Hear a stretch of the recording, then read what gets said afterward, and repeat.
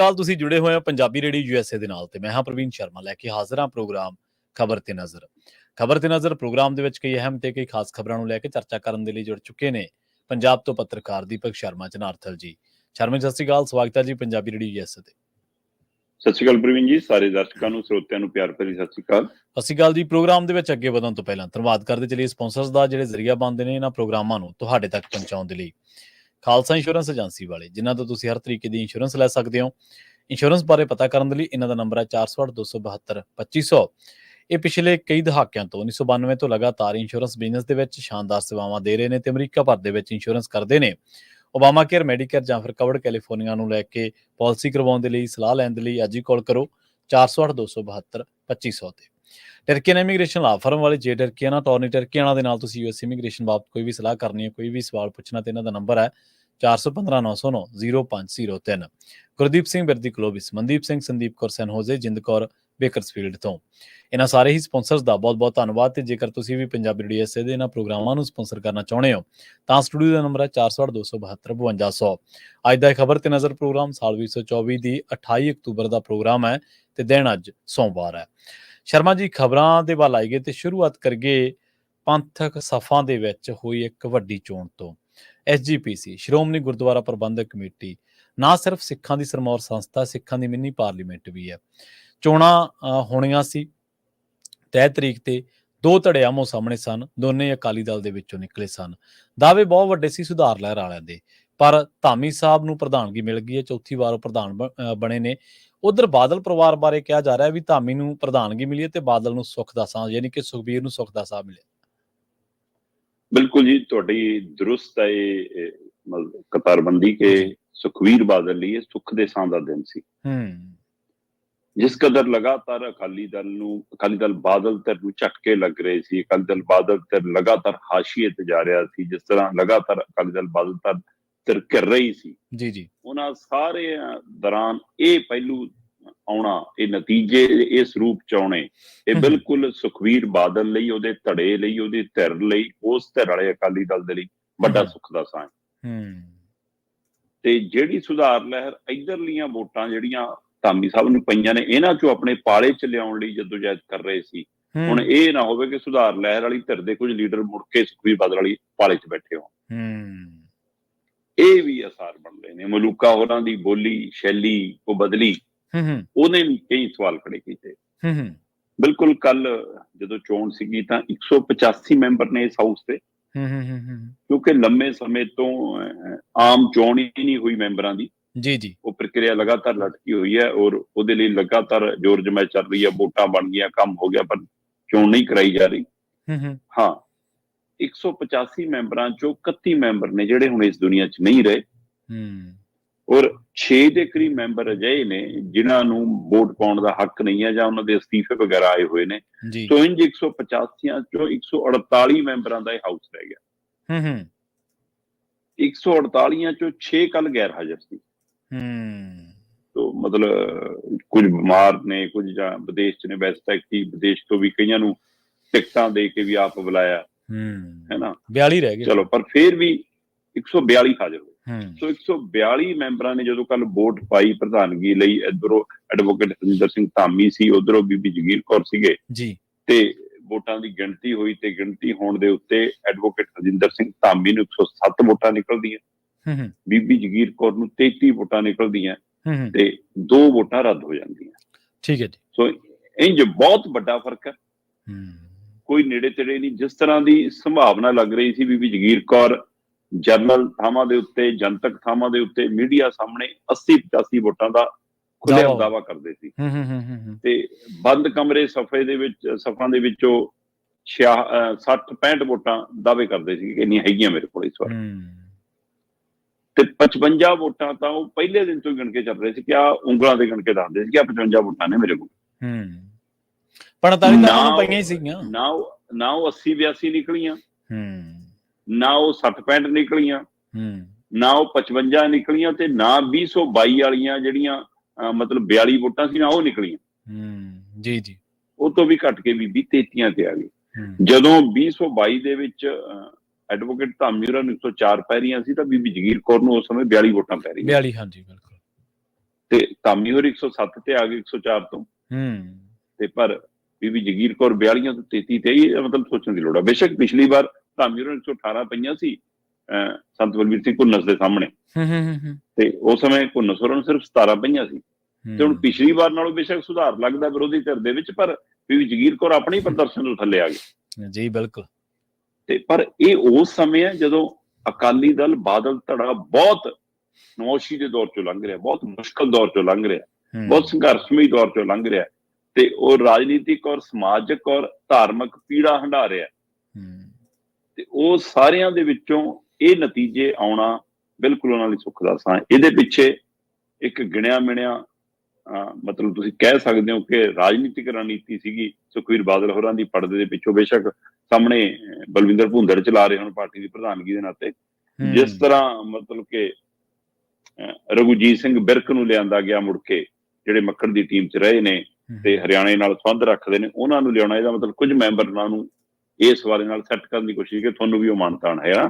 ਇਸੇ ਤਰ੍ਹਾਂ ਬਲਦੇਵ ਸਿੰਘ ਕਲਿਆਣ ਹੋਰਾਂ ਨੂੰ ਲਿਆਉਣਾ, ਤੇ ਫਿਰ ਜਨਰਲ ਸਕੱਤਰ ਸ਼ੇਰ ਸਿੰਘ ਮੰਡ ਹੋਰਾਂ ਨੂੰ ਲਿਆਉਣਾ। ਤੋ ਇਹ ਵੀ ਚੋਣ ਤੇ ਵੰਡ ਤਾਂ ਕਿ ਸਾਰਿਆਂ ਨੂੰ ਕਵਰ ਕੀਤਾ ਜਾ ਸਕੇ, ਇਹਦੇ ਵਿੱਚ ਵੀ ਸੁਖਬੀਰ ਦੀ ਰਣਨੀਤੀ ਹੈ। ਫਿਰ ਅੰਤਰਿਮ ਕਮੇਟੀ ਦੇ ਵਿੱਚ ਦਲਜੀਤ ਸਿੰਘ ਭਿੰਡਰ, ਬੀਬੀ ਹਰਜਿੰਦਰ ਕੌਰ ਚੰਡੀਗੜ੍ਹ, ਸੁਰਜੀਤ ਸਿੰਘ ਡੋਗਲਵਾਲ, ਪਰਮਜੀਤ ਸਿੰਘ ਖਾਲਸਾ, ਸੁਰਜੀਤ ਸਿੰਘ ਗੜੀ, ਬਲਦੇਵ ਸਿੰਘ ਕਾਏਪੁਰੀ, ਅਮਰੀਕ ਸਿੰਘ, ਹਰਪ੍ਰੀਤ ਸਿੰਘ ਰੋਡੇ, ਰਵਿੰਦਰ ਸਿੰਘ ਖਾਲਸਾ, ਜਸਵੰਤ ਸਿੰਘ ਪੜੈਲ, ਪਰਮਜੀਤ ਸਿੰਘ ਰਾਏਪੁਰ, ਇਹ 11 ਮੈਂਬਰ ਚੁਣ ਲਏ ਗਏ। ਸੋ ਇਸ ਤਰੀਕੇ ਨਾਲ ਪੂਰੀ ਤਰ੍ਹਾਂ ਨਾਲ ਸ਼੍ਰੋਮਣੀ ਗੁਰਦੁਆਰਾ ਪ੍ਰਬੰਧਕ ਕਮੇਟੀ ਮੁੜ ਕੇ ਸੁਖਬੀਰ ਬਾਦਲ ਦੇ ਕਬਜ਼ੇ ਹੇਠ। ਬੀਬੀ ਜਗੀਰ ਕੌਰ ਕਹਿੰਦੀ ਕਿ ਜ਼ਮੀਰ ਮਰ ਗਈ ਮੈਂਬਰਾਂ, ਲਾਸ਼ਾਂ ਬਣ ਗਈਆਂ। ਮਤਲਬ ਹੁਣ ਇੱਧਰ ਵਾਲੀਆਂ ਹਾਂ ਲਾਸ਼ਾਂ ਕਿ ਲਾਸ਼ਾਂ ਤੁਰੀਆਂ ਫਿਰਦੀਆਂ ਨੇ। ਉਹ ਕਹਿੰਦੀ ਵੈਸੇ ਮੈਨੂੰ ਹਾਊਸ ਦਾ ਫੈਸਲਾ ਪ੍ਰਵਾਨ ਹੈ, ਪਰ ਇਹ ਲਾਸ਼ਾਂ ਨੇ, ਇਹਨਾਂ ਦੀ ਜ਼ਮੀਰ ਮਰ ਗਈ। ਇਹ ਧਿਰ ਕਹਿ ਰਹੀ ਸੀ ਕਿ ਬੀਬੀ ਜਗੀਰ ਕੌਰ ਹੋਰਾਂ ਦੀ ਧਿਰ ਦੇ ਰਾਹੀਂ RSS, BJP ਤੇ ਆਮ ਆਦਮੀ ਪਾਰਟੀ ਸ਼੍ਰੋਮਣੀ ਕਮੇਟੀ ਤੇ ਕਬਜ਼ਾ ਕਰਨਾ ਚਾਹੁੰਦੇ ਆ। ਤੇ ਉਹ ਧਿਰ ਕਹਿ ਰਹੀ ਸੀ ਕਿ ਅਸੀਂ ਕਬਜ਼ਾ ਛਡਾਉਣਾ ਹੈ। ਤੇ ਇਹ ਕਬਜ਼ਾ ਛਡਾਉਣਾ ਤੇ ਕਬਜ਼ਾ ਕਰਨ ਦੀ ਕਵਾਇਦ ਦੇ ਵਿੱਚ ਸੁਖਬੀਰ ਬਾਦਲ ਹੋਰਾਂ ਦਾ ਕਬਜ਼ਾ ਬਰਕਰਾਰ ਹੈ। ਪਰ ਇਹ ਚੋਣ ਕੱਲੀ ਸੁਖਬੀਰ ਬਾਦਲ ਦੇ ਮੂੰਹ ਨੂੰ ਨਹੀਂ ਜਿੱਤੀ ਗਈ, ਇਹ ਚੋਣ ਕੱਲੇ ਬਾਦਲ ਧੜੇ ਦੀ ਰਣਨੀਤੀ ਨਾਲ ਨਹੀਂ ਜਿੱਤੀ ਗਈ। ਇਹ ਹਰਜਿੰਦਰ ਸਿੰਘ ਧਾਮੀ ਦੀ ਲਿਆਕਤ, ਸੂਝ, ਨਿਮਰਤਾ ਤੇ ਸਾਦਗੀ ਨੂੰ ਵੀ ਵੋਟ ਪਈ ਹੈ। ਐਡਵੋਕੇਟ ਹਰਜਿੰਦਰ ਸਿੰਘ ਧਾਮੀ, ਜਿਸ ਦਿਨ ਉਹਨਾਂ ਨੂੰ ਉਮੀਦਵਾਰ ਐਲਾਨਿਆ ਗਿਆ, ਉਸ ਦਿਨ ਤੱਕ ਉਹ ਚੋਣ ਲੜਨ ਦਾ ਮਨ ਨਹੀਂ ਸੀ ਉਹਨਾਂ ਦਾ।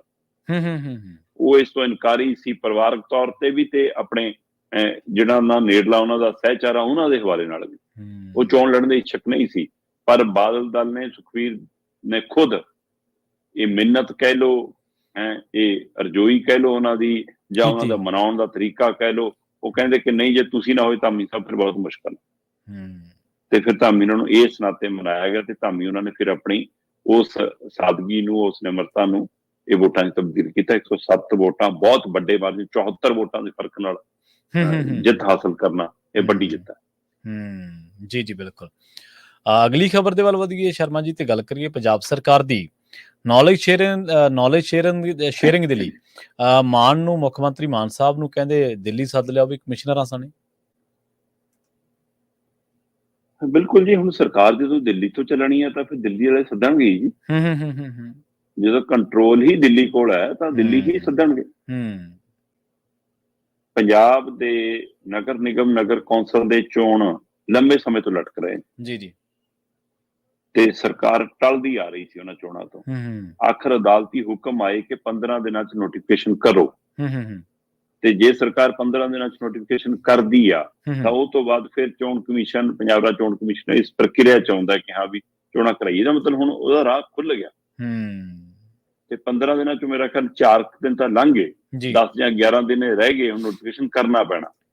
ਸੋ ਉਸੇ ਕਵਾਇਦ ਦੇ ਵਿੱਚ ਦਿੱਲੀ ਦੇ ਮਤਲਬ ਸਾਬਕਾ ਮੁੱਖ ਮੰਤਰੀ ਕਹਿ ਦਈਏ, ਹੁਣ ਤਾਂ ਵੈਸੇ ਉੱਥੇ ਵੀ ਮੁੱਖ ਮੰਤਰੀ ਹੋਣੇ, ਤਾਂ ਕਾਗਜ਼ੀ ਪੱਤਰੀ ਆਦਸ਼ੀ ਹੈ।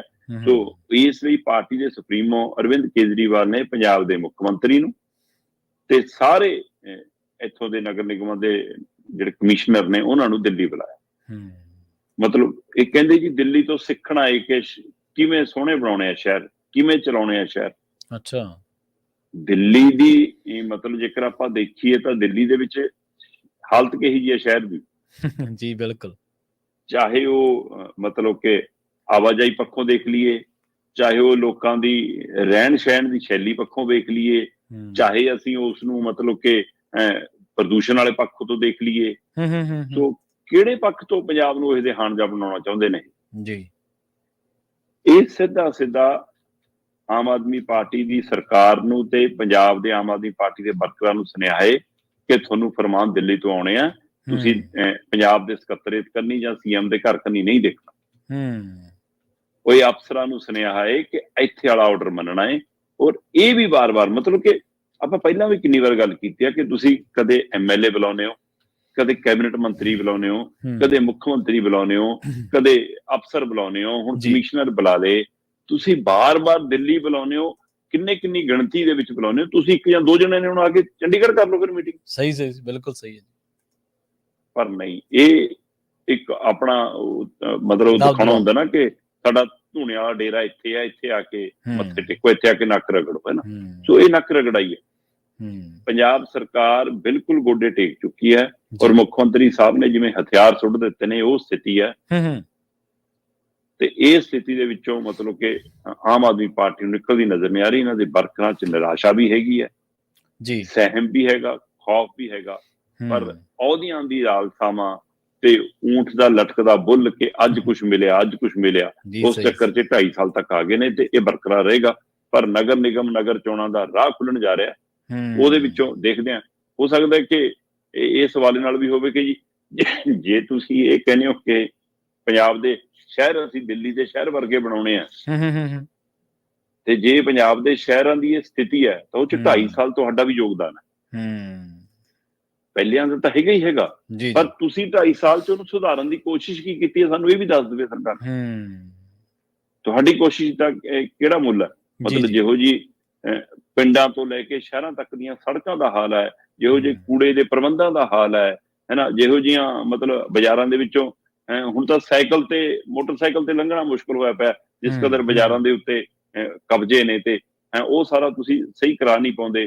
ਤੇ ਜੇ GST ਦੀ ਕਲੈਕਸ਼ਨ ਨੂੰ ਲੈ ਕੇ ਤੁਸੀਂ ਸਖਤੀ ਕਰਦੇ ਹੋ ਤਾਂ ਵਪਾਰੀ ਭਾਈਚਾਰਾ ਬਾਹਰ ਆ ਜਾਂਦਾ ਕਿ ਨਾ ਜੀ ਸਾਡਾ ਕੰਮ ਦੇ ਦਿਨ ਨੇ, ਤੇ ਤੁਹਾਨੂੰ ਇਹ ਪਤਾ ਹੀ ਨਹੀਂਗਾ ਕਿ ਤੁਸੀਂ ਕਿਵੇਂ ਸਾਰਾ ਕੁਝ ਸਮੂਥ ਚਲਾਉਣਾ ਹੈ ਨਾ।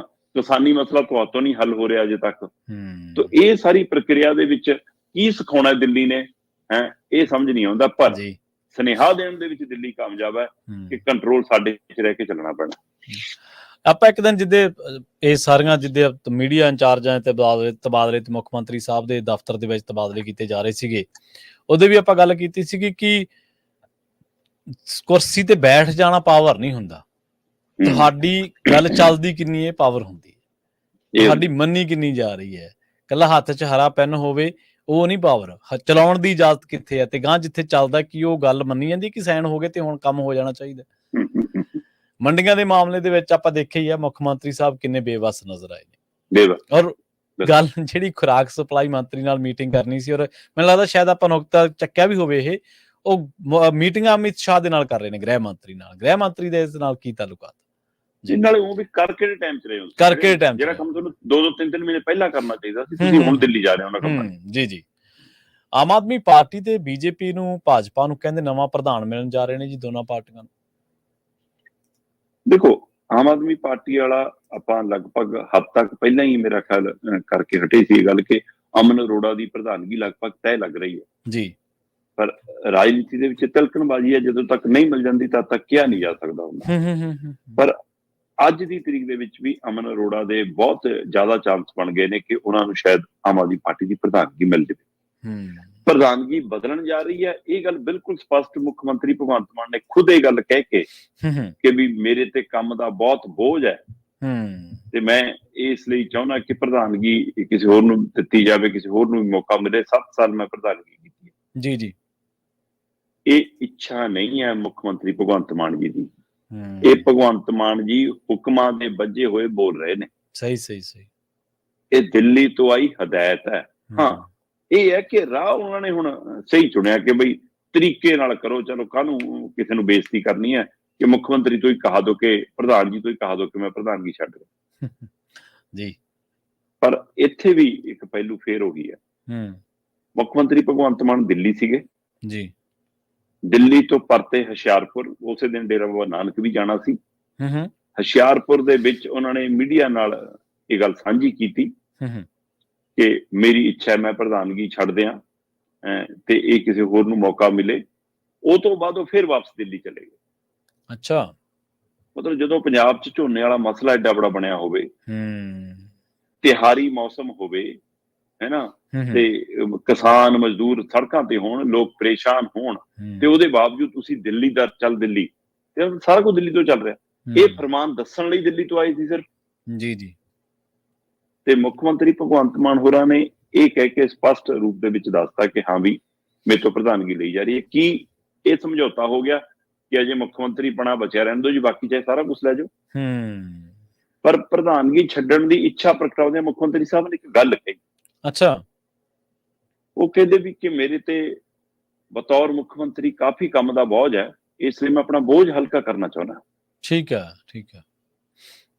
ਪਰ ਮੁੱਖ ਮੰਤਰੀ ਸਾਹਿਬ ਦਿਲ ਤੇ ਹੱਥ ਰੱਖ ਕੇ ਕਹਿਣ ਕਿ ਹਾਂ ਹੁਣ ਬੋਝ ਹੈਗਾ ਵੀ ਹੈ ਮੁੱਖ ਮੰਤਰੀ ਦਾ ਉਹਦੇ ਦਾ ਜਾਂ ਨਹੀਂ। ਸਾਰਾ ਬੋਝ ਤਾਂ ਦਿੱਲੀ ਵਾਲਿਆਂ ਨੇ ਹਲਕਾ ਕਰਤਾ। ਸਾਰਾ ਸਹੀ, ਬਿਲਕੁਲ ਸਹੀ। ਸਾਰਾ ਕੰਮ ਤਾਂ ਸਾਂਭ ਲਿਆ ਦਿੱਲੀ ਵਾਲਿਆਂ ਨੇ ਜੀ, ਹੋਰ ਹੁਣ ਕੀ ਕਰਨ ਉਹ। ਸਹੀ ਸਹੀ।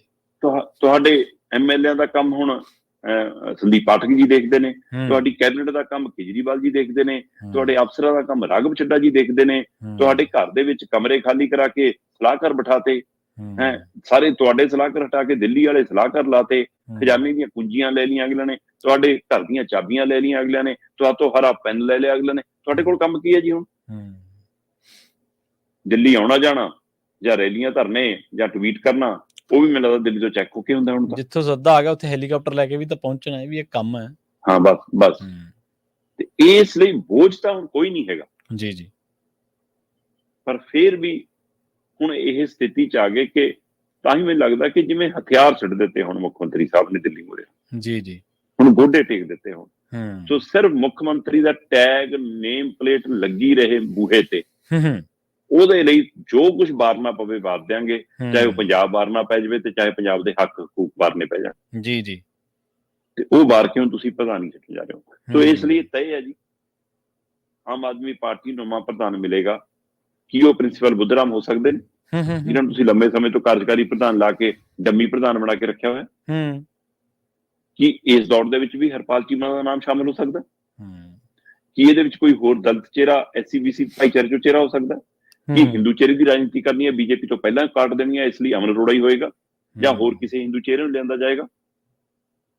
ਜੇ ਇੱਧਰ ਹਿੰਦੂ ਚਿਹਰਾ ਲਿਆਉਣਾ, ਕੀ ਉਪ ਮੁੱਖ ਮੰਤਰੀ ਲਾਉਂਗੇ ਕਿਸੇ SC-BC ਭਾਈਚਾਰੇ ਚੋਂ? ਆਹ ਵਾਅਦਾ ਵੀ ਅਜੇ ਵਫਾ ਕਰਨਾ ਬਾਕੀ ਹੈ। ਜੇ ਇੱਧਰ SC-BC ਭਾਈਚਾਰੇ ਚੋਂ ਲਿਆਉਂਗੇ, ਕੀ ਉਪ ਮੁੱਖ ਮੰਤਰੀ ਲਾਉਂਗੇ ਕਿਸੇ ਹਿੰਦੂ ਭਾਈਚਾਰੇ ਚੋਂ? ਸੋ ਇਹ ਕਿਉਂਕਿ ਪੰਜਾਬ ਦੇ ਵਿੱਚ ਇਸ ਤਰ੍ਹਾਂ ਦੀ ਰਾਜਨੀਤੀ ਅਸੀਂ ਆਮ ਦੇਖਦੇ ਹਾਂ ਕਿ ਇੱਕ ਪਾਸੇ ਜੱਟ ਸਿੱਖ ਚਿਹਰਾ ਬਣਾ ਲਓ, ਉਹਦੇ ਨਾਲ ਇੱਕ SC ਚਿਹਰਾ ਲਾ ਦਿਓ, ਦੂਏ ਪਾਸੇ ਪਾਰਟੀ ਸੰਗਠਨ ਦੇ ਵਿੱਚ ਹਿੰਦੂ ਚਿਹਰਾ ਲਾ ਲਓ, ਤਾਂ ਕਿ ਸਾਰੇ ਭਾਈਚਾਰੇ ਨੂੰ ਇਹ ਕਰਾ ਦਈਏ ਲਓ ਜੀ ਤੁਹਾਡੀ ਨੁਮਾਇੰਦਗੀ ਹੈਗੀ ਹੈ। ਅਸੀਂ ਕੰਮ ਦੀ ਰਾਜਨੀਤੀ ਨਾਲੋਂ ਧਰਮ ਤੇ ਜਾਤ ਦੀ ਰਾਜਨੀਤੀ ਤੇ ਵੱਧ ਭਰੋਸਾ ਕਰਨ ਲੱਗ ਪਏ ਹਾਂ। ਤੇ ਉਸੇ ਤਰ੍ਹਾਂ ਦਾ ਜੋੜ ਘਟਾਅ ਤੁਹਾਨੂੰ ਇਸ ਸਮੇਂ ਨਜ਼ਰ ਆ ਰਿਹਾ ਜਿਹੜਾ ਇੱਥੇ ਆਮ ਆਦਮੀ ਪਾਰਟੀ ਦੇ ਪ੍ਰਧਾਨ ਦੀ ਅਹੁਦੇ ਦੀ ਤਬਦੀਲੀ ਦਾ ਸਮੇਂ ਹੋਏਗਾ। ਤੇ ਇਸੇ ਤਰ੍ਹਾਂ ਭਾਜਪਾ ਦੇ ਵਿੱਚ ਸੁਨੀਲ ਜਾਖੜ ਨੇ ਆਮ ਚੋਣਾਂ ਤੋਂ ਬਾਅਦ 2024 ਦੀਆਂ ਲੋਕ ਸਭਾ ਚੋਣਾਂ ਤੋਂ ਬਾਅਦ ਜਿਸ ਕਦਰ ਬੀਜੇਪੀ ਦੇ ਸਮੁੱਚੀ ਲੀਡਰਸ਼ਿਪ ਤੋਂ ਕਿਨਾਰਾ ਕੀਤਾ, ਸਮੁੱਚੇ ਸਿਸਟਮ ਤੋਂ ਕੰਮ ਕਰ ਤੋਂ ਕਿਨਾਰਾ ਕੀਤਾ, ਤੇ ਫਿਰ ਉਹ ਖਬਰਾਂ ਦੇਰ ਬਾਅਦ ਬਾਹਰ ਆਈਆਂ ਕਿ ਜੀ ਉਹ ਤਾਂ ਦਿੱਲੀ ਅਸਤੀਫਾ ਦੇ ਆਏ।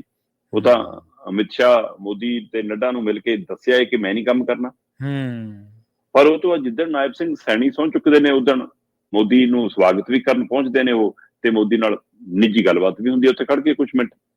ਉਹ ਤੋਂ ਬਾਅਦ ਫਿਰ ਚਰਚਾ ਤੁਰਦੀ ਹੈ ਕਿ ਵੀ ਜਾਖੜ ਨੂੰ ਮਨਾ ਲਿਆ, ਜਾਖੜ ਸ਼ਾਂਤ ਹੋ ਗਏ। ਫਿਰ ਅਚਾਨਕ ਜਦੋਂ ਕੈਪਟਨ ਅਮਰਿੰਦਰ ਸਿੰਘ ਬਾਹਰ ਆਏ ਜੀ, ਉਦਣ ਇਹ ਫਿਰ ਉਹ ਸਾਰੀ ਪ੍ਰਕਿਰਿਆ ਤੋਂ ਬਾਅਦ ਇਹ ਆਇਆ ਕਿ ਰਾਜਪਾਲ ਨੂੰ ਮਿਲਣ ਜਾਏਗਾ ਬੀਜੇਪੀ ਦਾ ਵਫਦ, ਉਹਦੇ ਵਿੱਚ ਕੈਪਟਨ ਅਮਰਿੰਦਰ ਸਿੰਘ ਜਾਖੜ ਵੀ ਹੋਣਗੇ। ਠੀਕ ਹੈ। ਤੇ ਜਿਹੜਾ ਵਫਦ ਰਾਜਪਾਲ ਨੂੰ ਮਿਲ ਕੇ ਆਇਆ, ਉਸ ਵਕਤ ਦੀਆਂ ਜੋ ਤਸਵੀਰਾਂ ਆਈਆਂ ਉਹਦੇ ਵਿੱਚ ਨਾ ਜਾਖੜ ਲੱਭੇ ਨਾ ਕੈਪਟਨ ਲੱਭੇ। ਵੈਸੇ ਮੈਨੂੰ ਸਮਝ ਨਹੀਂ ਆਉਂਦੀ ਕਿ ਕਣਕ ਝੋਨੇ ਦੀ ਖਰੀਦ ਦੇ ਮਾਮਲੇ ਦੇ ਵਿੱਚ ਰਾਜਪਾਲ ਦੀ ਭੂਮਿਕਾ ਕੀ ਹੁੰਦੀ ਹੈ। ਸਹੀ ਬਿਲਕੁਲ ਵਾਜਬ ਸਵਾਲ ਹੈ। ਕੇਂਦਰ ਬਨਾਮ ਪੰਜਾਬ, ਮਤਲਬ ਸੂਬਾ ਸਰਕਾਰ ਤੇ ਕੇਂਦਰ ਸਰਕਾਰ ਦੀ ਉਹਦੇ ਵਿੱਚ ਸਿੱਧਾ ਤਾਲਮੇਲ ਦਾ ਮਸਲਾ ਹੈ। ਰਾਜਪਾਲ ਕੀ ਮੋਦੀ ਨੂੰ ਚਿੱਠੀ ਲਿਖ ਕੇ ਝਾੜਾ ਮਾਰਨਗੇ? ਸਹੀ। ਹਾਂ, ਭਗਵੰਤ ਮਾਨ ਨੂੰ ਪੁੱਛੀ ਜਾਣਗੇ, ਭਗਵੰਤ ਮਾਨ ਕੇਂਦਰ ਨੂੰ ਕਹੀ ਜਾਊਗਾ। ਜਾਂ ਤੁਸੀਂ ਹਰੇਕ ਕੰਮ ਕਰਾਉਣ ਰਾਜਪਾਲ ਕੋਲੇ ਜਾਓਗੇ? ਹੁਣ ਰਾਜਪਾਲ ਦੇ ਨਹੀਂ, ਤੁਸੀਂ ਇਹ ਤੋਂ ਵੀ ਅਗਲਾ ਦੇਖੋ, ਬੀਜੇਪੀ ਤਾਂ ਡਰਾਮਾ ਕਰਨ ਗਈ ਆਮ ਆਦਮੀ ਪਾਰਟੀ ਦੇ 3 ਮੰਤਰੀ ਪਹੁੰਚ ਗਏ ਰਾਜਪਾਲ ਕੋਲ ਇਸ ਝੋਨੇ ਵਾਲੇ ਮਸਲੇ ਤੇ। ਉਹ ਤੁਹਾਡੀ ਸਰਕਾਰ ਹੈ, ਤੁਸੀਂ ਜੇ ਨਹੀਂ ਹੁੰਦਾ ਤੁਸੀਂ ਸਾਰਾ ਦਿਨ ਧਰਨੇ ਤੇ ਆ ਜਾਓ। ਸਹੀ ਬਿਲਕੁਲ। ਤੁਸੀਂ ਚੱਲ ਜਾਓ ਦਿੱਲੀ ਧਰਨਾ ਲਾ ਲਓ ਜੇ ਨਹੀਂ ਕੁਝ ਕਰਾ ਹੁੰਦਾ। ਤੇ ਹਰਪਾਲ ਚੀਮਾ ਜੀ, ਹਰਜੋਤ ਬੈਂਸ ਤੇ ਇੱਕ ਮੰਤਰੀ ਹੋਰ ਨਵੇਂ ਚੋਂ ਲੈ ਕੇ ਪਹੁੰਚ ਗਏ ਰਾਜਪਾਲ ਕੋਲ। ਸੋ ਇਸ ਸਾਰੇ ਪ੍ਰਕਿਰਿਆ ਦੇ ਵਿੱਚ ਜਦੋਂ ਆਪਾਂ ਬੀਜੇਪੀ ਵਾਲੇ ਪ੍ਰਧਾਨ ਦੇ ਹਵਾਲੇ ਨਾਲ ਗੱਲ ਕਰ ਰਹੇ ਸੀਗੇ ਕਿ ਜਦੋਂ ਇਹ ਤਸਵੀਰ ਆਈ ਉਹਦੇ ਵਿੱਚ ਜਾਖੜ ਫਿਰ ਨਹੀਂ ਸੀਗੇ, ਤਾਂ ਉੱਥੋਂ ਸਪਸ਼ਟ ਹੋ ਗਿਆ ਕਿ ਜਾਖੜ ਆਪਣੇ ਉਹ ਸਟੈਂਡ ਤੇ ਕਾਇਮ ਨੇ ਕਿ ਮੈਂ ਪੰਜਾਬ ਭਾਜਪਾ ਦੇ ਕਿਸੇ ਕੰਮ 'ਚ ਹਿੱਸਾ ਨਹੀਂ ਲੈਣਾ। ਠੀਕ ਹੈ। ਹੁਣ ਜਾਖੜ ਦਾ ਬਦਲ ਕੌਣ? ਰਵਨੀਤ ਬਿੱਟੂ ਪੂਰੇ ਪਰ ਤੋਲ ਰਹੇ ਨੇ, ਔਰ ਜਿਹੜਾ ਪੰਜਾਬ ਤੋਂ ਦਿੱਲੀ ਜਾਂਦਾ ਹੈ ਉਹ ਦਿੱਲੀ ਦਾ ਹੋ ਕੇ ਰਹਿ ਜਾਂਦਾ ਹੈ, ਪੰਜਾਬ ਨਾਲ ਵਫਾ ਕਮਾਉਂਦਾ ਹੀ ਨਹੀਂ। ਤੇ ਇਸ ਲਈ ਬਿੱਟੂ ਹੁਣ ਦਿੱਲੀ ਵਾਲੀ ਵਫਾ ਦੇ ਵਿੱਚੋਂ ਪ੍ਰਧਾਨਗੀ ਭਾਲਦੇ ਨੇ। ਪਰ RSS ਤੇ ਭਾਜਪਾ ਦੇ ਸੰਗਠਨ ਦੇ ਬੰਦੇ ਬਹੁਤ ਪੀੜ ਮਹਿਸੂਸ ਕਰ ਰਹੇ ਨੇ। ਜਿਮਨੀ ਚੋਣਾਂ 'ਚ 4 ਉਮੀਦਵਾਰ ਤਾਰੇ, ਚਾਰੋਂ ਦੇ ਚਾਰੋਂ ਬਾਹਰੋਂ, ਸੰਗਠਨ ਦਾ ਕੋਈ ਵੀ ਨਹੀਂ ਹੈ ਨਾ। ਤੇ ਹੁਣ ਇੱਕ ਪ੍ਰਧਾਨਗੀ ਦਿੱਤੀ ਹੋਈ ਹੈ ਬਾਹਰ ਵਾਲੇ ਨੂੰ, ਇੱਕ ਮੰਤਰੀ ਬਣਾਇਆ ਉਹ ਵੀ ਬਾਹਰ ਵਾਲੇ ਨੂੰ, ਤੇ ਹੁਣ ਜੇ ਦੂਜੀ ਵਾਰ ਵੀ ਪ੍ਰਧਾਨਗੀ ਬਾਹਰ ਵਾਲੇ ਨੂੰ ਦੇਣੀ ਆ ਤੇ ਫਿਰ ਇਹਨਾਂ ਦੇ ਆਪਣੇ ਵਰਕਰਾਂ ਦੇ ਵਿੱਚ, ਆਪਣੇ ਅਹੁਦੇਦਾਰਾਂ ਦੇ ਵਿੱਚ, ਆਪਣੇ ਲੀਡਰਾਂ ਦੇ ਵਿੱਚ, ਆਪਣੇ ਸਮਰਥਕਾਂ ਦੇ ਵਿੱਚ ਇੱਕ ਨਵਾਂ ਨਿਰਾਸ਼ਾ ਜਾਊਗੀ, ਔਰ ਉਹ ਹੈਗੀ ਆ। ਤੇ ਉਹ ਜਾਖੜ ਨੂੰ ਲਾ ਕੇ ਕਈ ਬਣ ਲਈ ਦਾਅਵੇਦਾਰ ਵੀ ਨੇ ਜੀ। ਤੇ ਜਾਖੜ ਦੀ ਨਿਰਾਸ਼ਾ ਦਾ ਕਾਰਨ ਵੀ ਇਹੀ ਹੈ ਕਿ ਉਹਨਾਂ ਨਾਲ ਕੰਮ ਨਹੀਂ ਕਰ ਪਾਏ ਜਾਂ ਉਹ ਉਹਨਾਂ ਨਾਲ ਨਹੀਂ ਤੁਰੇ ਸਹੀ ਰੂਪ ਦੇ ਵਿੱਚ। ਸੋ ਫਿਰ ਹੁਣ ਜੇ ਨਵਾਂ ਵੀ ਬਾਹਰੋਂ ਲਿਆ ਕੇ ਲਾਉਣਾ ਫਿਰ ਉਹਨਾਂ ਕੌਣ ਤੁਰੇਗਾ, ਇਹ ਵੀ ਸਵਾਲ ਹੈ ਜੀ। ਤੇ ਇਸ ਲਈ ਪਰ ਜਾਖੜ ਦੀ ਵੀ ਉਸੇ ਤਰ੍ਹਾਂ ਜਿਵੇਂ ਭਗਵੰਤ ਮਾਨ ਦੀ ਪ੍ਰਧਾਨਗੀ ਜਾਣੀ ਤੈਅ ਹੈ, ਜਾਖੜ ਦੀ ਜਾਣੀ ਤੈਅ ਹੈ। ਬੀਜੇਪੀ ਨੂੰ ਪੰਜਾਬ 'ਚ ਤੇ ਪੰਜਾਬ ਦੇ ਵਿੱਚ ਆਮ ਆਦਮੀ ਪਾਰਟੀ ਨੂੰ ਨਵੇਂ ਪ੍ਰਧਾਨ ਮਿਲਣ ਵਾਲੇ ਆ, ਉਹ ਜਿਮਨੀ ਚੋਣਾਂ ਤੋਂ ਬਾਅਦ ਮਿਲ ਜਾਣ, ਜਿਮਨੀ ਚੋਣਾਂ ਤੋਂ ਪਹਿਲਾਂ ਮਿਲ ਜਾਣ, ਵੋਟਾਂ ਪੈਣ ਤੋਂ ਬਾਅਦ ਨਤੀਜਿਆਂ ਤੋਂ ਪਹਿਲਾਂ ਮਿਲ ਜਾਣ, ਕਿਸੇ ਵੀ ਪਲ ਇਹ ਹੋ ਸਕਦਾ। ਤੇ ਕਹਿੰਦੇ ਉਧਰ ਜੇ ਕਾਂਗਰਸ ਪ੍ਰਧਾਨ ਦੀ ਗੱਲ ਕਰੀਏ ਤੇ ਕਹਿੰਦੇ ਰਾਜਾ ਵੜਿੰਗ ਦੀ ਪ੍ਰਧਾਨਗੀ ਵੀ ਜ਼ਿਮਨੀ ਚੋਣ ਨਤੀਜਿਆਂ ਤੇ ਨਿਰਭਰ ਕਰਦੀ ਹੈ ਜੀ। ਨਹੀਂ, ਰਾਜਾ ਵੜਿੰਗ ਦੀ ਤਾਂ ਜ਼ਿਮਨੀ ਚੋਣਾਂ ਨਾਲ ਕਰਦੀ ਆ, ਪਰ ਪ੍ਰਧਾਨਗੀ ਤੇ ਤਲਵਾਰ ਤਾਂ ਸੁਖਬੀਰ ਬਾਦਲ ਤੇ ਵੀ ਲਟਕ ਰਹੀ ਆ। ਪੰਜਾਬ ਦੇ 4 ਦਲ ਨੇ, ਚਾਰੇ ਦਲਾਂ 'ਚ ਪ੍ਰਧਾਨਗੀ ਨੂੰ ਲੈ ਕੇ ਫਿਕਰਾਂ 'ਚ ਹੈ ਸਾਰਾ ਕੁਝ। ਹਾਂ, ਇਹ ਵੱਖਰੀ ਗੱਲ ਹੈ ਕਿ ਸੁਖਬੀਰ ਬਾਦਲ ਹੋਰਾਂ ਦੀ ਜਿਹੜੀ ਆ ਧਿਰ ਉਹਨਾਂ ਦੇ ਨਾਲ ਆ, ਉਹਨਾਂ ਨੂੰ ਇਹ ਪ੍ਰਧਾਨ ਰੱਖਣਾ ਚਾਹੁੰਦੀ ਹੈ। ਹਾਂਜੀ ਬਿਲਕੁਲ। ਪਰ ਸੁਧਾਰ ਲਹਿਰ ਤੋਂ ਲੈ ਕੇ ਅਕਾਲੀ ਵਰਕਰਾਂ, ਸਮਰਥਕਾਂ 'ਚ ਇਹ ਸਵਾਲ ਆਮ ਹੈ ਕਿ ਸੁਖਬੀਰ ਬਾਦਲ ਨੂੰ ਹੁਣ ਛੱਡ ਦੇਣੀ ਚਾਹੀਦੀ ਹੈ। ਮੈਨੂੰ ਯਾਦ ਆ 1998-99 'ਚ ਜਦੋਂ ਅਕਾਲੀ ਦਲ ਦੀ ਸਰਕਾਰ ਸੀਗੀ ਔਰ ਜਦ ਤੱਕ ਗੁਰਜਰ ਸਿੰਘ ਟੌਹੜਾ ਨੇ ਸਲਾਹ ਦੇਤੀ ਕਿ ਬਾਦਲ ਸਾਹਿਬ 2 ਅਹੁਦੇ ਠੀਕ ਨਹੀਂ ਹੁੰਦੇ, ਤੁਸੀਂ ਉਧਰ ਮਤਲਬ ਕਿ ਮੁੱਖ ਮੰਤਰੀ ਵੀ ਹੋ, ਉਧਰ ਪਾਰਟੀ ਦੇ ਪ੍ਰਧਾਨ ਵੀ ਹੋ, ਪ੍ਰਧਾਨਗੀ ਕਿਸੇ ਹੋਰ ਨੂੰ ਦੇ ਦਿਓ। ਤੇ ਪ੍ਰਕਾਸ਼ ਸਿੰਘ ਬਾਦਲ ਨੇ ਇਸ ਸਲਾਹ ਦਾ ਅਰਥ ਇਹ ਲਿਆ ਕਿ ਜੱਥਾ ਟੌਹੜਾ ਆਪ ਪ੍ਰਧਾਨ ਬਣਨਾ ਚਾਹੁੰਦੇ ਆ। ਜੇ ਜੱਥਾ ਟੌਹੜਾ ਤੁਹਾਨੂੰ ਇਹ ਸਲਾਹ ਦੇ ਰਹੇ ਨੇ ਕਿ 2 ਅਹੁਦੇ ਠੀਕ ਨਹੀਂ ਹੁੰਦੇ, ਤੁਸੀਂ ਮੁੱਖ ਮੰਤਰੀ ਹੈਗੇ ਹੋ, ਪ੍ਰਧਾਨਗੀ ਕਿਸੇ ਹੋਰ ਨੂੰ ਦੇ ਦਿਓ। ਟੌਹੜਾ ਸਾਹਿਬ ਨੂੰ ਪਤਾ ਸੀਗਾ ਕਿ ਟੌਹੜਾ ਸਾਹਿਬ ਆਪ ਤਾਂ SGPC ਦੇ ਪ੍ਰਧਾਨ ਨੇ, ਤੇ ਉਹ ਜਨਰਲ ਤੁਹਾਨੂੰ ਜੇ ਸਲਾਹ ਦੇ ਰਹੇ ਨੇ, ਤੁਸੀਂ ਉਹਦਾ ਅਰਥ ਹੋਰ ਕੱਢਿਆ ਤੇ ਨਤੀਜਾ ਜਦ ਟੌਹੜਾ ਸਾਹਿਬ ਨੂੰ ਸਰਬਹਿੰਦ ਅਕਾਲੀ ਦਲ ਬਣਾਉਣਾ ਪੈ ਗਿਆ। ਉਸ ਸਮੇਂ ਬਾਦਲ ਨੇ ਪ੍ਰਧਾਨਗੀ ਨਹੀਂ ਛੱਡੀ ਜੀ, ਪਰ ਜਦੋਂ ਘਰੋਂ ਦਬਾਅ ਪਿਆ ਤੇ ਤਦ ਕਹਿੰਦੇ ਵੀ ਮੁੱਖ ਮੰਤਰੀ ਹੁੰਦਿਆਂ ਬੋਝ ਬਹੁਤ ਆ ਮੇਰੇ ਤੇ, ਜਿਵੇਂ ਭਗਵੰਤ ਮਾਨ ਜੀ ਹੁਣ ਕਹਿ ਰਹੇ ਨੇ। ਇਸ ਲਈ ਮੈਂ ਪ੍ਰਧਾਨਗੀ ਹੁਣ ਛੱਡ ਰਿਹਾ ਤੇ ਪਰ ਦੇ ਰਿਹਾ ਆਪਣੇ ਮੁੰਡੇ ਨੂੰ। ਫਿਰ ਪ੍ਰਧਾਨਗੀ ਸੁਖਬੀਰ ਬਾਦਲ ਨੂੰ ਦੇਤੀ ਜੀ। ਬਿਲਕੁਲ। ਤਾਂ ਵੀ ਪਾਰਟੀ 'ਚ ਕੋਈ ਨਜ਼ਰ ਨਹੀਂ ਆਇਆ। ਮਤਲਬ ਰਾਜਕੁਮਾਰ ਚੱਬੇਵਾਲ ਨੂੰ ਟਿਕਟ ਦੇਣ ਦਾ ਹੱਕ ਮਿਲਿਆ ਤਾਂ ਉਹਨੂੰ ਕੋਈ ਵਰਕਰ ਨਹੀਂ ਨਜ਼ਰ ਆਇਆ, ਉਹਨੂੰ ਆਪਣਾ ਮੁੰਡਾ ਹੀ ਦਿਖਿਆ। ਸੋ ਇਸੇ ਤਰ੍ਹਾਂ ਮਤਲਬ ਕਿ ਪ੍ਰਕਾਸ਼ ਸਿੰਘ ਬਾਦਲ ਨੂੰ ਆਪਣਾ ਮੁੰਡਾ ਦਿਖਿਆ ਜੀ। ਹੁਣ ਨਾ ਤਾਂ ਹਲੇ ਭਗਵੰਤ ਮਾਨ ਦਾ ਆਪਣੇ ਜਵਾਕ ਨਾਲ ਇੰਨਾ ਵਧੀਆ ਰਿਸ਼ਤਾ ਹੈਗਾ ਕਿ ਹੈ ਨਾ ਉਸ ਮੁੰਡੇ ਨੂੰ ਟਿਕਟ ਦੇ ਦਿੱਤੇ, ਕੁੜੀ ਹਲੇ ਮਤਲਬ ਦੂਜੀ ਬੇਟੀ ਨਾਲ ਵੀ ਨਹੀਂ, ਤਾਂ ਇਹ ਬੇਟੀ ਛੋਟੀ ਆ, ਇਸ ਲਈ ਇਹ ਤਾਂ ਪ੍ਰਧਾਨਗੀ ਜੇ ਘਰੇ ਜਾਣੀ ਨਹੀਂ ਹੈ ਨਾ। ਤੇ ਸੁਖਬੀਰ ਬਾਦਲ ਦਾ ਮੁੰਡਾ ਵੀ ਅਜੇ ਮਤਲਬ ਕਿ ਪ੍ਰਧਾਨਗੀ ਸਾਂਭਣ ਦੇ ਯੋਗ ਨਹੀਂ ਹੈਗਾ। ਤੇ ਕੀ ਫਿਰ ਇਹ ਹਰਸਿਮਰਤ ਦੇ ਲੜ ਬੰਨਣਗੇ ਪ੍ਰਧਾਨਗੀ ਜਾਂ ਵਿਕਰਮ ਮਜੀਠੀਆ ਦੀ ਝੋਲੀ ਪਾਉਣਗੇ ਜੇ ਘਰ 'ਚ ਰੱਖਣੀ ਹੈ? ਜਦੋਂ ਕਿ ਸਵਾਲ ਫਿਰ ਉਹੀ ਆਊਗਾ, ਜੇ ਘਰ 'ਚ ਰਹਿ ਗਈ ਫਿਰ ਗੱਲ ਉੱਥੇ ਦੀ ਉੱਥੇ ਰਹਿਣੀ ਹੈ। ਤੇ ਸੁਖਬੀਰ ਬਾਦਲ ਦੀ ਪ੍ਰਧਾਨਗੀ ਵੀ, ਹਾਂ, ਕੀ SGPC ਚੋਣਾਂ ਤੋਂ ਬਾਅਦ ਮੁੜ ਕੇ ਸੁਖਬੀਰ ਨੂੰ ਤਾਕਤ ਮਿਲ ਗਈ ਕਿ ਪ੍ਰਧਾਨਗੀ ਵਾਲਾ ਮਸਲਾ ਹੱਲ ਹੋ ਗਿਆ, ਇਹ ਆਉਣ ਵਾਲਾ ਸਮਾਂ ਤੈਅ ਕਰੂਗਾ। ਪਰ ਰਾਜਾ ਵੜਿੰਗ ਦੀ ਪ੍ਰਧਾਨਗੀ ਬਿਲਕੁਲ ਜ਼ਿਮਨੀ ਚੋਣਾਂ ਨਾਲ ਜੁੜੀ ਹੈ ਜੀ।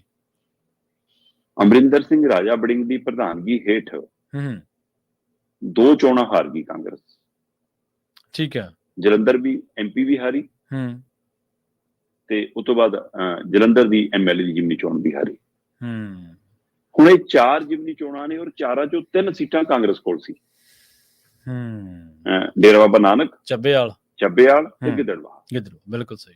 ਹੁਣ ਇਹ ਤਿੰਨੋਂ ਸੀਟਾਂ ਜੇ ਕਾਂਗਰਸ ਨਹੀਂ ਜਿੱਤਦੀ ਤਾਂ ਰਾਜਾ ਵੜਿੰਗ ਦੀ ਪ੍ਰਧਾਨਗੀ ਤੇ ਸਵਾਲ ਆਉਂਦਾ। ਹੁਣ ਰਾਜਕੁਮਾਰ ਚੱਬੇਵਾਲ ਇਹਨਾਂ ਦਾ ਹੋ ਕੇ ਆਪ 'ਚ ਚਲਾ ਗਿਆ ਸੀ, ਇਸ ਲਈ ਜੇ ਆਪਾਂ ਉਹ ਸੀਟ ਕਹਿ ਵੀ ਦਈਏ ਕਿ ਹੁਣ ਆਪ ਦੇ ਕਬਜ਼ੇ ਹੇਠ ਹੈ ਜੀ, ਤਾਂ ਵੀ ਫਿਰ 4 ਚੋਂ 2 ਤਾਂ ਜਿੱਤਣੀਆਂ ਪੈਣੀਆਂ ਨਾ। ਤੇ 2 ਸੀਟਾਂ ਫਿਰ ਉਹ ਨੇ ਜਿੱਥੇ ਲੀਡਰਾਂ ਦੀਆਂ ਆਪਣੀਆਂ ਘਰ ਵਾਲੀਆਂ ਨੇ। ਬਿਲਕੁਲ ਸਹੀ, ਬਿਲਕੁਲ। ਹੁਣ ਉਹਦੇ ਵਿੱਚੋਂ ਜੇ ਰਾਜਾ ਵੜਿੰਗ ਆਪਣੀ ਸੀਟ ਗਿੱਦੜਬਾਹਾ ਵਾਲੀ ਬਚਾਉਣ 'ਚ, ਜਿਤਾਉਣ 'ਚ ਕਾਮਯਾਬ ਹੋ ਜਾਂਦੇ ਆ, ਫਿਰ ਉਹਨਾਂ ਦੀ ਸ਼ਾਖ ਤਾਂ ਬਚਦੀ ਆ। ਪਰ ਜੇ ਬਾਕੀ ਤਿੰਨੇ ਹਾਰ ਗਈ ਪਾਰਟੀ, ਫਿਰ ਪਾਰਟੀ ਦੀ ਸ਼ਾਖ ਨਹੀਂ ਬਚਦੀ।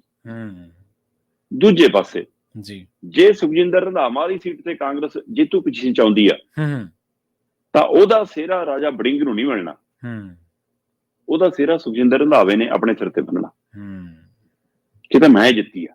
ਬਿਲਕੁਲ। ਬਰਨਾਲੇ ਵਾਲੀ ਅਸੀਂ ਅਜੇ ਗਿਣੇ ਨਹੀਂ ਰਹੇ ਸਥਿਤੀ ਚ ਕਿਤੇ। ਜੀ ਸਹੀ ਸਹੀ ਸਹੀ। ਇਹਦਾ ਮਤਲਬ ਰਾਜਾ ਵੜਿੰਗ ਲਈ ਦੋਏ ਪਾਸੇ ਹੁਣ ਮੁਸ਼ਕਲ ਪੈਂਦਾ ਹੈ। ਜੇ ਉਹ ਕੱਲੀ ਆਪਣੀ ਜਿਤਾ ਲੈਂਦੇ ਨੇ, ਬਾਕੀ ਹਾਰਦੇ ਨੇ, ਤਾਂ ਵੀ ਉਹਨਾਂ ਤੇ ਸਵਾਲ ਹੋਊਗਾ। ਜੇ ਨਾਲ ਸੁਖਜਿੰਦਰ ਰੰਧਾਵਾ ਵਾਲੀ ਜਿੱਤੀ ਵੀ, ਤਾਂ ਵੀ ਉਹਨਾਂ ਦੇ ਖਾਤੇ ਚ ਨਹੀਂ। ਇਹਦਾ ਮਤਲਬ ਉਹਨਾਂ ਦੀ ਪ੍ਰੀਖਿਆ ਦੀ ਕੜੀ ਚੱਬੇਵਾਲ ਤੇ ਬਰਨਾਲੇ ਨਾਲ ਵੀ ਜੁੜੀ। ਤੇ ਸੁਖਜਿੰਦਰ ਸਿੰਘ ਰੰਧਾਵਾ ਜੇ ਆਪਣੀ ਕੱਲੀ ਸੀਟ ਵੀ ਜਿੱਤ ਗਏ, ਤਾਂ ਵੀ ਉਹ 2027 ਚ ਮੁੱਖ ਮੰਤਰੀ ਦੇ ਚਿਹਰੇ ਲਈ ਆਪਣਾ ਨਾਂ ਦਿੱਲੀ ਲਿਖਾ ਕੇ ਆਉਣਗੇ। ਬਿਲਕੁਲ ਸਹੀ ਹੈ। ਤੇ ਜੇ ਕਾਂਗਰਸ ਦੀ ਸਥਿਤੀ ਕਮਜ਼ੋਰ ਹੋਈ, 4 ਸੀਟਾਂ ਚੋਂ 2 ਵੀ ਆਈਆਂ ਜੇ, ਤਾਂ ਵੀ ਪ੍ਰਤਾਪ ਬਾਜਵਾ ਕਹਿਣਗੇ ਜੀ ਮੇਰਾ ਨਾਂ ਲਿਖ ਲਓ ਜੀ, ਇਹ ਤਾਂ ਮੈਨੂੰ ਹੀ ਚਲਾਉਣਾ ਪੈਣਾ ਸਾਰਾ, ਮੇਰਾ ਵੀ ਨਾਂ 2027 ਚ ਮੁੱਖ ਮੰਤਰੀ ਦੇ ਚਿਹਰੇ ਵਜੋਂ ਲਿਖ ਲਓ। ਸੋ ਕਾਂਗਰਸ ਦੇ ਵਿੱਚ ਮੰਨਿਆ ਜਾਂਦਾ ਕਿ ਜਿਹੜਾ ਪ੍ਰਧਾਨ ਉਹੀ ਮੁੱਖ ਮੰਤਰੀ ਦਾ ਦਾਅਵੇਦਾਰ। ਹਾਂਜੀ ਬਿਲਕੁਲ। ਤੇ ਇਹ ਇਸ ਲਈ ਜਿਮਨੀ ਚੋਣਾਂ ਤੋਂ ਬਾਅਦ ਪ੍ਰਧਾਨਗੀ ਖੋਣ ਦੇ ਲਈ ਜਦੋਜਹਿਦ ਸ਼ੁਰੂ ਹੋਣੀ ਆ ਕਿ ਵੀ ਮੈਂ ਬਣਨਾ ਪ੍ਰਧਾਨ, ਤਾਂ ਕਿ ਮੈਂ ਬਣਾ 2027 ਚ ਮੁੱਖ ਮੰਤਰੀ ਦਾ ਚਿਹਰਾ। ਸੋ ਇਸ ਲਈ ਕੱਲੀ ਜਿਮਨੀ ਚੋਣ ਦਾ ਮਸਲਾ ਨਹੀਂ ਹੈਗਾ, ਇਹ 2027 ਦਾ ਮਸਲਾ ਵੀ ਹੈ। ਉਹ ਚ ਰਾਜਾ ਵੜਿੰਗ ਹੁਣ ਕਿਸ ਰੂਪ ਚ ਸਾਹਮਣੇ ਆਉਂਦੇ ਨੇ, ਦੇਖਣ ਵਾਲੀ ਗੱਲ। ਬਿਲਕੁਲ ਜੀ ਬਿਲਕੁਲ। ਤੇ ਜਾਂਦੇ ਗੱਲ ਕਰੀਏ ਲਾਰੈਂਸ ਬਿਸ਼ਨੋਈ ਦੀ ਇੰਟਰਵਿਊ ਦੇ ਮਾਮਲੇ ਦੀ, ਕਹਿੰਦੇ ਇੰਟਰਵਿਊ ਨਹੀਂ ਕਰਾਈ ਬਲਕਿ ਮਾਲ ਦੇ ਵਿੱਚੋਂ ਸ਼ਾਪਿੰਗ ਵੀ ਕਰਵਾਈ। ਜਦੋਂ ਮੈਂ ਇਹ ਗੱਲ ਦੇਖ ਰਿਹਾ ਸੀਗਾ ਵੀ ਮਾਲ ਦੇ ਵਿੱਚੋਂ ਸ਼ਾਪਿੰਗ ਵੀ ਕਰਵਾਈ ਹੈ ਸ਼ਰਮਾ ਜੀ, ਤੇ ਉਦੋਂ ਮੈਨੂੰ ਦੀਪਕ ਮੁੰਡੀ ਯਾਦ ਆ ਗਿਆ ਵੀ ਜੇ ਕਿਤੇ ਪ੍ਰਿਤਪਾਲ ਵਰਗਾ ਇੱਥੇ ਵੀ ਕੋਈ ਹੁੰਦਾ ਤੇ ਅਣਗਹਿਲੀ ਕਰ ਜਾਂਦਾ, ਤੇ ਫਿਰ ਕਿਹੜੇ ਮੂੰਹ ਨਾਲ ਵਾਪਸ ਆਉਂਦੇ। ਬਿਲਕੁਲ।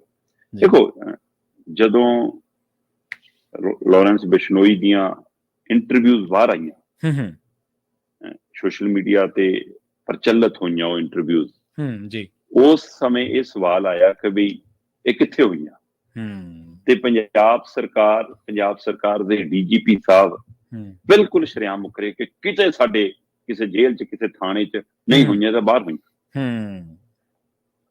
ਫਿਰ ਇਹ ਵੀ ਆਇਆ ਜੀ ਕਿ ਜੇਲ੍ਹ ਚੋਂ ਨਹੀਂ ਹੋਈਆਂ ਜੀ। ਫਿਰ ਉਹਨੇ ਦੂਸਰੀ ਇੰਟਰਵਿਊ ਜੇਲ੍ਹ ਦੀ ਬੈਰਕ ਦਿਖਾ ਕੇ ਕਰਤੀ।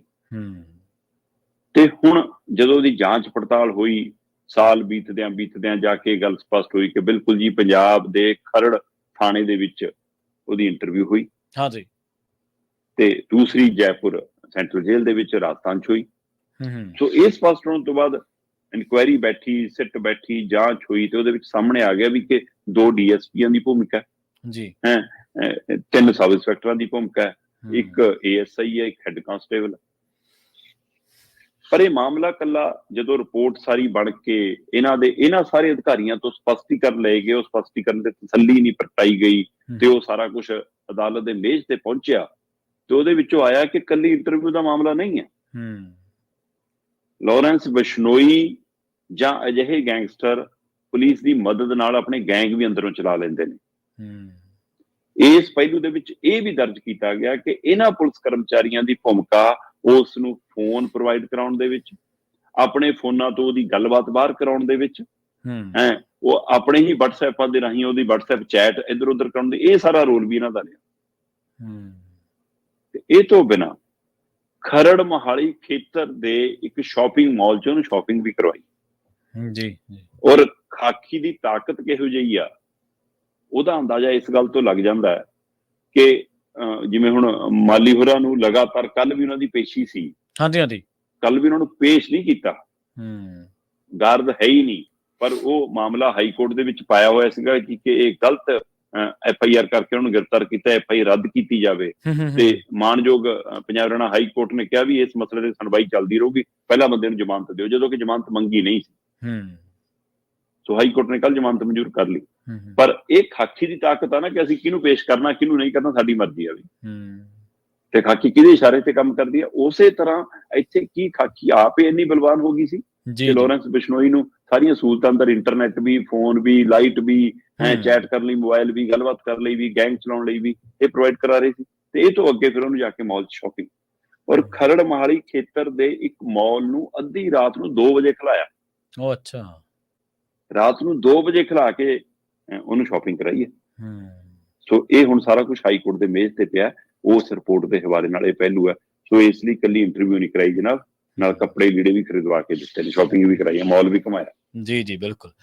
ਸ਼ਰਮਾ ਜੀ, ਇਹਨਾਂ ਖਾਸ ਖਬਰਾਂ ਤੇ ਖਾਸ ਜਾਣਕਾਰੀਆਂ ਦੇ ਲਈ ਤੁਹਾਡਾ ਬਹੁਤ ਬਹੁਤ ਧੰਨਵਾਦ ਜੀ। ਬਹੁਤ ਸ਼ੁਕਰੀਆ ਜੀ।